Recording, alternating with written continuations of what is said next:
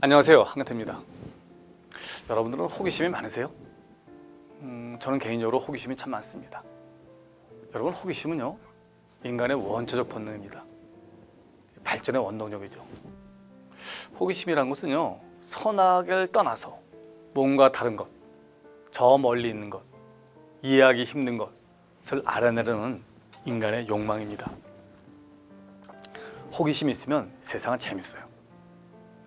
호기심이 사라지면 세상은 지루합니다. 떨어지는 사과를 보고 뉴턴은 만유인력의 법칙을 발견했죠. 바로 호기심이 있었기 때문입니다. 같은 사과를 떨어지는 거 봐도 보통 사람들은 아무 생각이 없거든요. 그렇기 때문에 과학자는 사물 원리에 대한 호기심이 있어야 합니다. 리더십도 그렇습니다. 좋은 리더가 되려면 사람에 대한 호기심이 있어야 합니다. 호기심이 있어야 관심이 생깁니다. 관심이 생기면 관찰을 하게 되죠. 질문을 하게 됩니다. 공부도 하게 됩니다. 그러면서 지식도 생기고 애정도 생깁니다. 호기심은 발전을 하고 세상을 풍요롭게 살기 위한 가장 소중한 자산이죠. 여러분, 호기심이라는 것은요, 살아있다는 증거입니다. 젊다는 증거입니다. 싱싱한 사람일수록 호기심이 많아요. 상태가 안 좋은 사람일수록 호기심이 없습니다.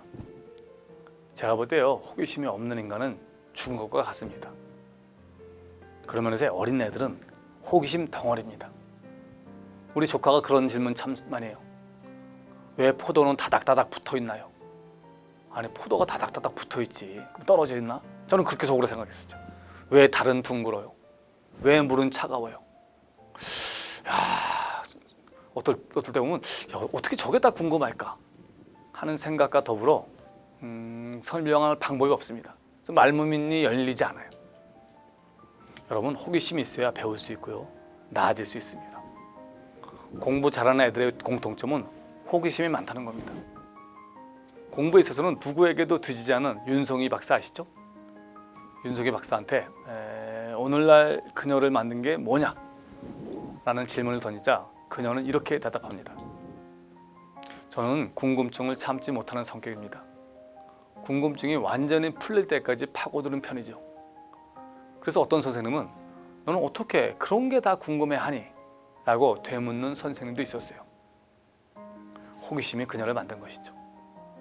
그런 면에서 스승은 절대 제 발로 걸어오지 않는다는 그런 격언은요, 제 가슴에 참 와닿습니다. 여러분, 돈과 행운은요, 가끔 공짜로 옵니다. 하지만 깨달음은 간절히 원해야만 옵니다. 시장기가 최고의 밥맛이죠. 그렇죠? 그처럼 호기심은요, 그 자체로 배움의 가장 중요한 조건입니다. 깨달음과 배움의 전제 조건은 바로 호기심입니다. 저는 직업상 강연을 많이 합니다. 근데 강연할 때 보면요, 그 호기심이 없는 사람들이 있습니다. 여러분, 피터 드러커 같은 경영학의 거장의 강연을 해도요, 궁금한 게 없잖아요. 아쉬운 게 없잖아요. 그럼 무용지물입니다. 하지만 호기심이 있는 사람에게는요, 세상 모든 사건과 사람이 배움의 대상입니다. 호기심은 성공의 필수 조건이죠. 대한민국에서 제일 유명한 스시집 효스시의 안효주 사장에게 어떤 기자가 질문을 했습니다. 이곳에는 부자들이나 성공한 사람들이 많이 올 텐데 성공한 사람한테는 어떤 공통점이 있나요? 안 사장은 잠시 생각하더니 이렇게 대답합니다. 성공한 사람들은 호기심이 많더군요.